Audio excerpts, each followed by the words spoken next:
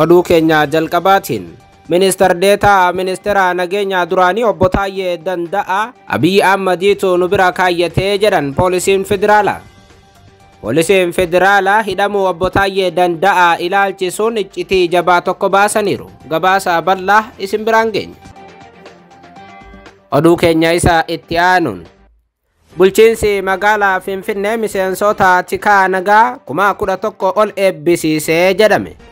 Miseensonni tikaa 11,000 ol kun kami? Gabaasa bal'aa ni dhageessu.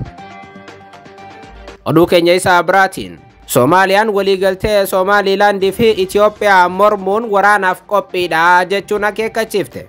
Soomaaliyaan waraanaaf maaliif qophoofte? Waraanaan ammoo Itoophiyaa irratti miidhaa hagamii geessuu dandeessi? Gabaasa bal'aa ni dhageessu. Akkam jirtu daawwattoota hordoftoota Anolee Global Media. Oduu odeeffannoo keenya guyyaa irraa tokko jennee jalqabneeti jirra. Odeeffannoo keenya ijoo isaa madhageessan guutuu isaa isin biraan geenya. Hanga xumuraa sagantaa keenyaatti dhaggeeffachuun yaada qabdan gara koomentiitiin nuuf barreessaa. Viidiyoon keenya namoota hedduu biraa akka dhaqqabuuf like, share godhuun dagatinaa isiniin jedha. Oduu keenya jalqabaatiin bulchiinsi magaalaa Finfinnee miseensota tikaa kan nagaa 11,000 ol eebbisiisuu beeksise. Bulchiinsa magaalaa Finfinneetti biiroon nageenyaa fi tasgabbii humnoota tikaa nageenyaa guyyootaaf leenjisaa ture 11,000 ol eebbisiiseera jechuun ibseera. Leenjitoonni kunneen leenjii xiinsammuutii fi tikaa dirreetiin kan leenjifaman ta'uu ibsichi biiricharraa beenii agarsiisa. Sirni eebba humnoota tikaa nageenyaa kunneen magaalaa Finfinnee kutaa magaalaa Araadaa ganda 4 kiiloo mana barumsaa Minilik sadarkaa tokkoffaatti guyyaa kaleessaa gaggeeffamuunis ibsameera. Akka gabaasa Addis Istaandardii qabatee baheen agarsiisutti hooggantuun biiroo nagaa fi tasgabbii Finfinnee Aadde Liidiyaa Girmaa haasaa taasisaniin leenjitoonni kunneen sirni kabaja ayyaana cuuphaa nagaan kabajamee akka darbuuf warroota hojjetan ta'uu ibsaniiru.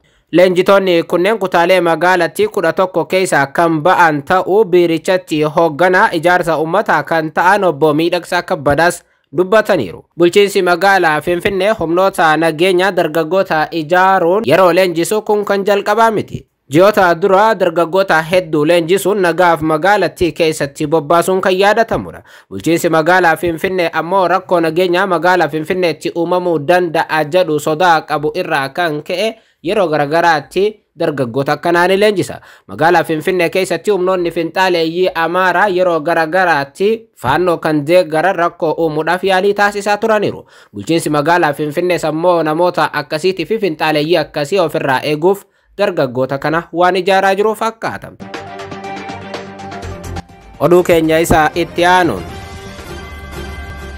Soomaaliyaan waliigaltee Itoophiyaa fi Somaaliilaandii irra gaha mormuun ani waraanaaf qophiidha jechuun Itoophiyaa akeekkachiifte. Gorsaan olaanaan pirezidaantii Soomaaliyaa biyyi isaanii naannoon Somaaliilaandii mootummaa ta'uudhaaf beekamtii akka hin argannee fi Itoophiyaan buufata waraanaatis ta'e buufata ulaa galaanaa Somaaliilaandii irraa akka hin arganneef waraana gaggeessuudhaaf qophiidha jechuun ibse.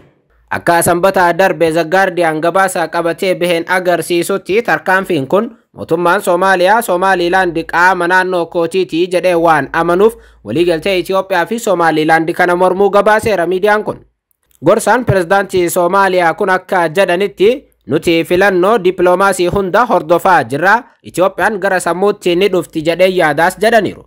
Haa ta'u malee ammoo ministeerri muummee Itoophiyaa Abiy Ahmad waraana yoo barbaade Soomaaliyaan waraanaaf qophiidhaas jedhaniiru. Akka gabaasni The Guardian jedhutti pirezidaantiin Soomaaliyaa Hassan Sheikh Mohamud torbaan darbe waliigaltee kana guutummaatti balaaleffachuun magaalaa guddittii Soomaaliyaa Mogadishoottis hiriirri guddaan gaggeeffamaa tureera.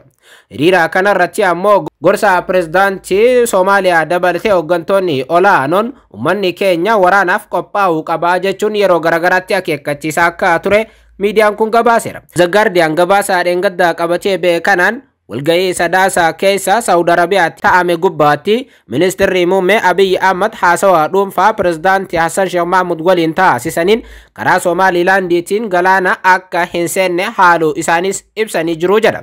Waliigalteen amma Somaaliilaandii fi Itoophiyaan waliigalan kun Soomaaliyaa kan ajaa'ibsiiseeras jedhaniiru. Somaliland hanga bara 1960tti kolonii Ingiliz jala kan turte yoo ta'u, walabummaa guyyoota shaniitiin booda kolonii Xaaliyaanii duraanii Soomaaliyaa waliin tokko taate. Somaliland bara 1991 deebitee ammas adda ba'uun har'a akka mootummaa walabaateetti ofiin of bulchaa jirti. Sirna maallaqaa kan mataa ishee paarlaamaa fi imbaasii biyya alaa qabattee socho'aa jirti.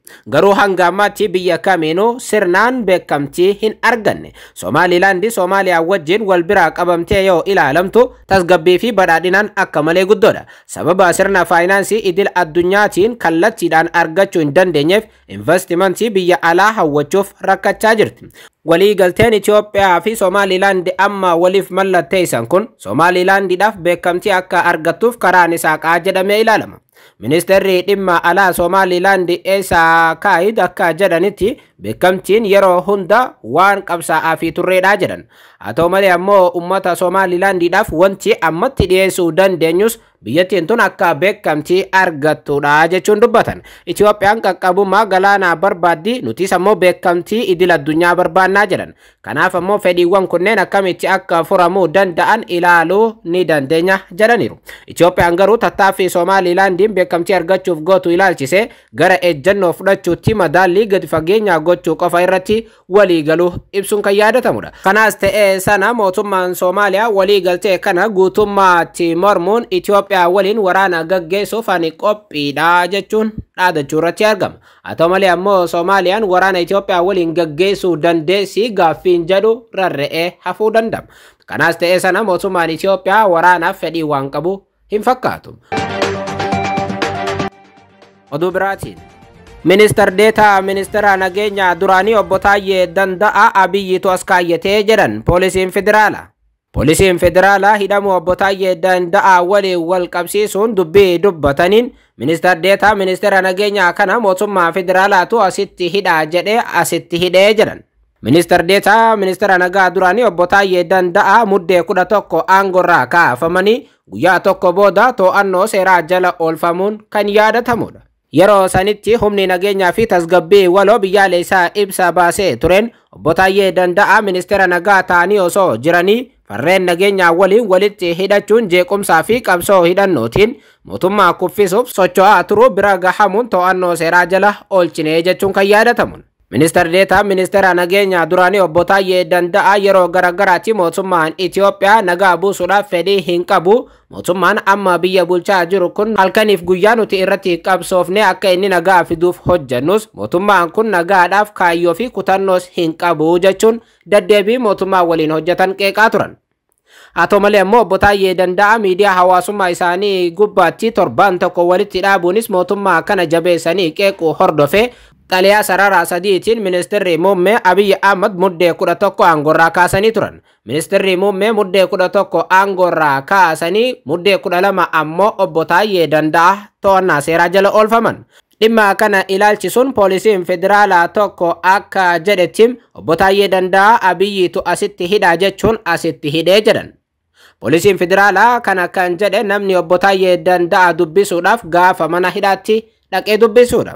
Obbo Taayyee Danda'aa silaa akka seera biyyattiitii fi heera biyyattiitti hidhamee turtii sa'aatii 48 keessatti mana murtiitti dhiyaachuu qaba ture.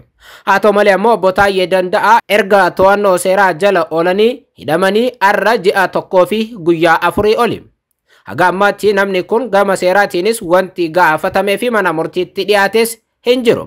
Isaan cinatti ammoo maatiin obbo Taayyee Danda'aa akkuma obbo Taayyee Danda'aa hidhameen turtii guyyaa 4 keessatti mana obbo Taayyeen duran keessa jiraachaa turan keessa baafamuun kan yaadatamudha. Maatiin sun amma dirree irratti naqamanii obbo Taayyee Danda'aas mana murtiitti osoo hin dhiyaatin rakkoo hamaaf saaxilamaa akka jiran maddeen AGM'if eeraniitii jiru. Oduu keenya isa xumuraatiin Magaalaa Shabaleetti balaa tiraafikaatiin lubbuun namoota 11 darbee jedhame. Mootummaa naannoo Somaalee magaalaa Shabaleetti namoonni 11 balaa konkolaataatiin lubbuun isaanii yoo darbu namoota 12 ammoo miidhaa qaamaa cimaaf saaxilamuu isaanii koomishiniin poolisii naannoo Somaalee beeksiseera. Ka'umsi balaa akkanaa minibaasiin uummataa tokko magaalaa Jijjigaa irraa ka'uun imaltoota feetee osoo deemaa jirtu sinootraakii tokko waliin walitti bu'uun akka ta'e poolisiin naannoo Somaalee ibseera. Yeroo ammaatti namoonni miidhaman yuunivarsiitii Jijjigaa hospitaala Riifiraalaa Sheek Hassanitti yaalamaa jiru jechuun poolisiin naannoo Somaalee ibseeti jira. Balaa tiraafikaatiin Itoophiyaatti guyyaarraa gara guyyaatti lubbuun namaa ni darba. Giddu galeessaan guyyaatti lubbuun lammiilee 14 ni darba Itoophiyaatti jechuudha. Sababa balaa tiraafikaatiin waggaatti ammoo balaa tiraafikaa qofaan Itoophiyaan lubbuu namoota 14,000 akka dhabdu ni tilmaamama.